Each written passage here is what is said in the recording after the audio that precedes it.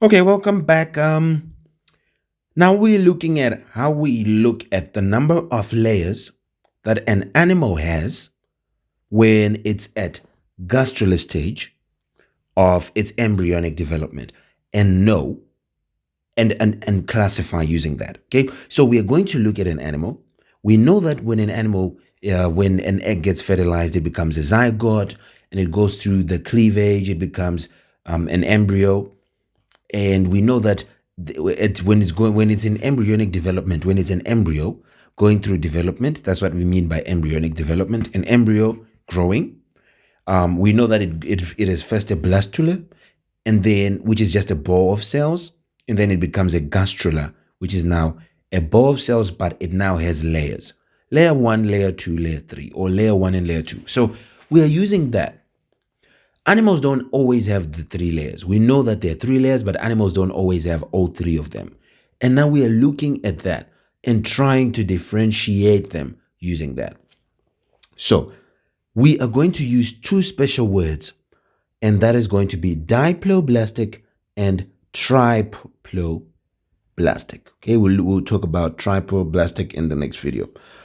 Triploblastic animals. Di for two, tri for three. Okay, so when we say an animal is diploblastic, it means it has two layers. Okay, there are three types of layers, but it will only have two. Which two? It will have an ectoderm and an endoderm. When will it have these layers? When it is a gastrula. Okay, when it has gone through gastrulation to be a gastrula.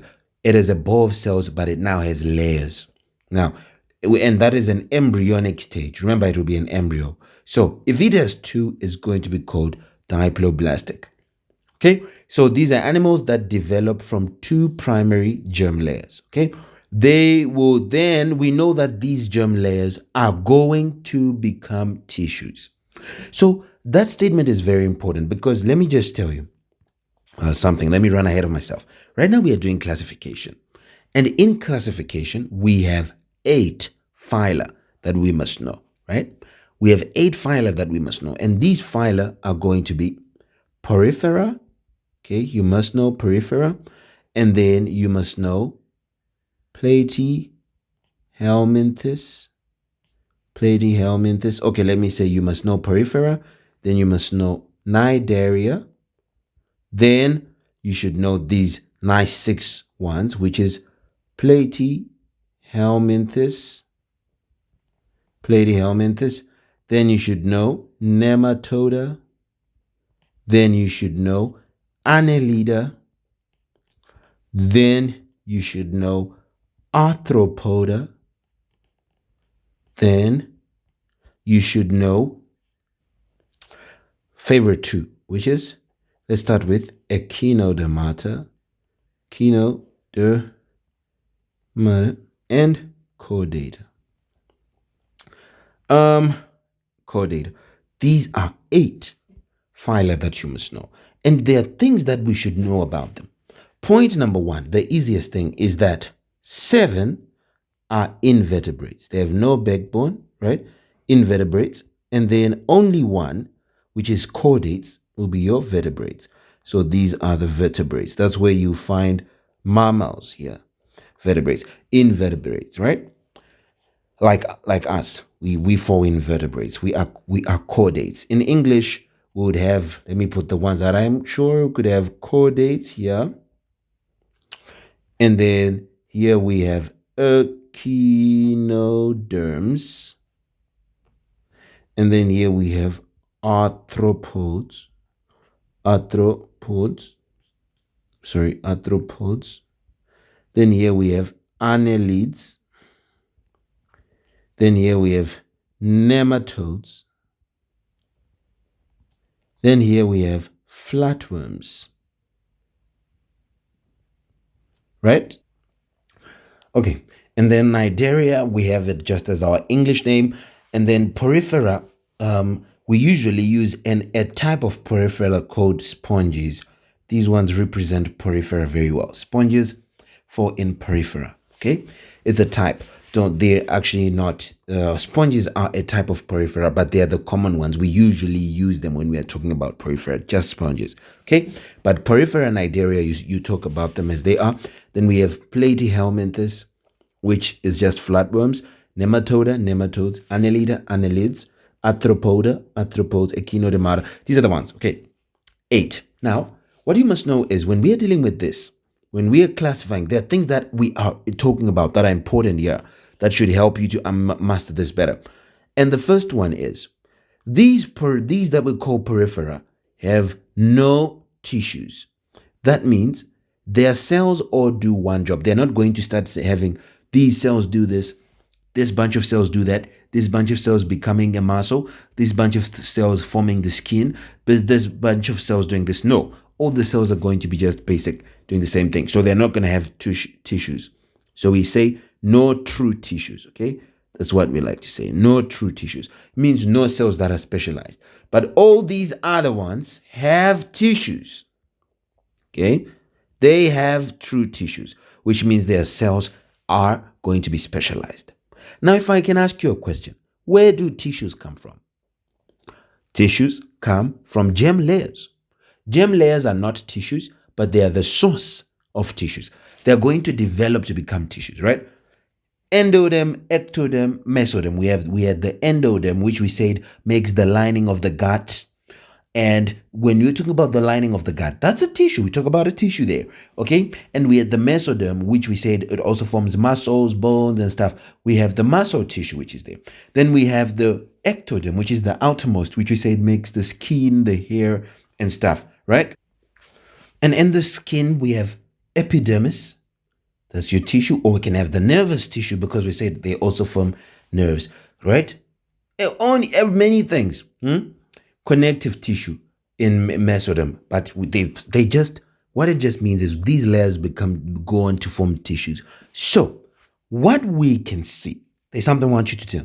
What we can already see is that porifera can never be counted in germ layers because it has no tissues, and tissues come from germ layers. So if you're not going to have tissues, you should never have germ layers, because if you have germ layers, then that means you're going to have tissues. But porifera don't have tissues, so they don't have germ layers. So germ layers are in these 7 remaining groups.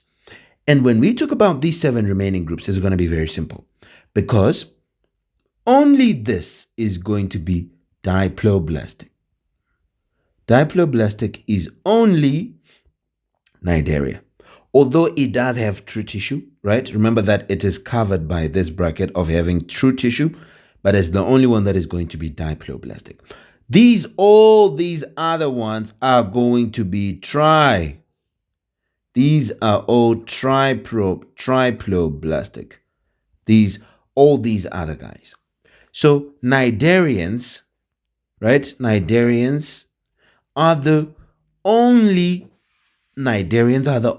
group that is going to be diploblastic, right? What is diploblastic? They have 2 germ layers, ectoderm and endoderm. How do you see that in a diagram? You must be able to see it and even construct, because right now it looks like we have 3, blue, red, and white. But no, white is the gut. Okay, remember that we said the first layer, the endoderm, forms the lining of the gut. It is the wall of the gut. So this is going to be our endoderm. Okay, it is not the gut, but the lining of the gut. Then the outer one, the outermost, is going to be our ectoderm. So in diploblastic animals, we don't have mesoderm. How would we have a mesoderm? That doesn't make sense, because having a mesoderm means that there is a middle layer, but there's no middle layer here. The first layer is the red one, the last one is the blue one. There's no middle, because we don't count the white part as a layer. It's just the gut. It's an opening. It's open, wide open. So it's not a layer. So the layer is the red one and the blue one. So we have the gut. Then the lining of the gut is the first wall, which is the endoderm. Don't ever forget that. If you're to draw, you should be able to draw it, okay? Whatever you do, you show your outermost, you put the lining like this, then you go inside, you draw your innermost thing. Here's your gut and its lining. So here we know that, Okay, this is bad, but we can do it like this. First, then second lining, and then we're done. So this is going to be right here. We are going to have the endoderm, and then the outermost thing, should I put it in white? You can then put things like this, different styles, right? And then show that this then becomes your ectoderm. Okay, so this one in blue where I put nice lines like that, nice lines, nice lines. This is going to be my endoderm. So here is my endoderm. You should be able to draw them because they normally ask that. Then here is my ectoderm. Then in here is my gut. You are done. Right. Now we can keep going. What is important about diploblastic animals is that here are some examples. Here we have a jellyfish. You can see the legs are down. When the legs are down, it's a jellyfish. But you can see it's nice and round. Here's another jellyfish here. These are not like legs, but yeah, that's what we use to swim. Then here is this is called a coral, right? Here's your coral. You can see your coral. It has a nice straight bar here, and then you have the legs out like this. They're not legs, but these things are out. So for jellyfish, we know that the legs are the ones that are below, and then it has a body upwards. But here we've got something that looks like a body here, and then these legs. It's an animal. You say, what? Yes, it is an animal, okay? It is an animal. Okay, yes, so we go on to something which I want you to really see. And that is, what is it about these? Another important thing that we should know about these diploblastic animals. And here is the idea of symmetry. So, being the number of germ layers, whether you have 2 or 3, is normally associated with symmetry. Now, if an animal is diploblastic, it means it has 2 germ layers. That also gives us a hint at the symmetry. It is going to have radial symmetry. Without a doubt, it's going to have radial symmetry. All diploblastic animals have radial symmetry. In other words, you can have many lines of symmetry as long as you draw the line cutting across the center. So if I come like this is a line of symmetry, right? You can see it in blue. I put it in blue. There's a line of symmetry because I've passed through the center. Line of symmetry, I've passed through the center. Line of symmetry, I've passed through the center. Line of symmetry, I've passed through the center. So that is radial, if I pass through. So radial, guys, if you have radial symmetry, then you are going, if you are diploblastic, you are going to have radial symmetry. Now, that doesn't mean if you have radial, you'll be diploblastic. Let's talk about this very important statement. Why did I put this thing called a starfish? Did you see it as an example on diploblastic? No, it is not a type of a diploblastic animal. You say, but look, it has radial symmetry. Yeah, I know. I know a starfish has radial symmetry, but it does not qualify to be diplo. It actually is triplo. If you check in embryonic development of a starfish, it is going to be triplo. It's the only thing that is triploblastic and radial as well. Now, that means when we look at a starfish, I've brought the diagram here so you can see and confirm. Here is a starfish. Can you see it? It is on echinoderms. Now, echinoderms, which is echinodermata in Latin, these ones are triploblastic. These ones are triploblastic. Is there anything where they show you? Let me see if they, yes, you see triploblastic, and that means you go like this, and then if you go to coelomates, you come like this, then you go to deuteromia, then you can go to your starfish. So starfish is triploblastic, not diploblastic. Diploblastic, we said we only have cnidaria. Okay, for the cnidarians. This is the only one which has jellyfish and your corals. Corals like this with a body down here, then there's many things that look like legs up there. Okay, so anyway, and then you have the, so when we have radial symmetry is associated with the number of germ layers. But there is an anomaly. Watch. There is a guy that does not behave himself, and that is Mr. Starfish. Mr. Starfish. Then you say to me, how come he is in bilateral symmetry, not in radial? Then, because when a starfish is in its growth stage, it actually has bilateral symmetry.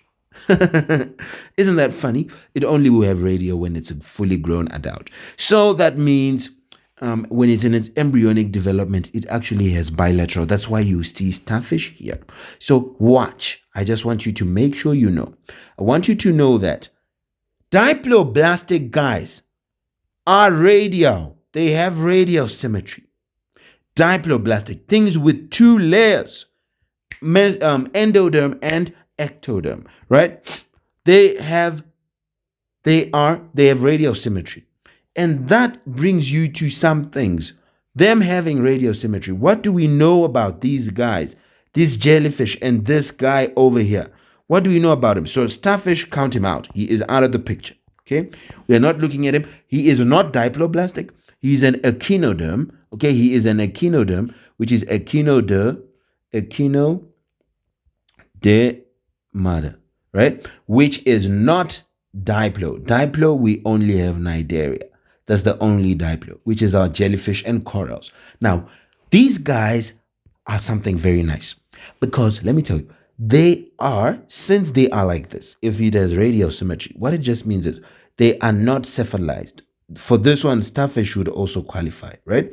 They are not cephalized, which means that they don't have a head. These guys with radial symmetry, when they're fully grown like this, they don't have a head. If they don't have a head, that means that their body just goes in any direction. Because if you have a head, then it controls the direction in which you go.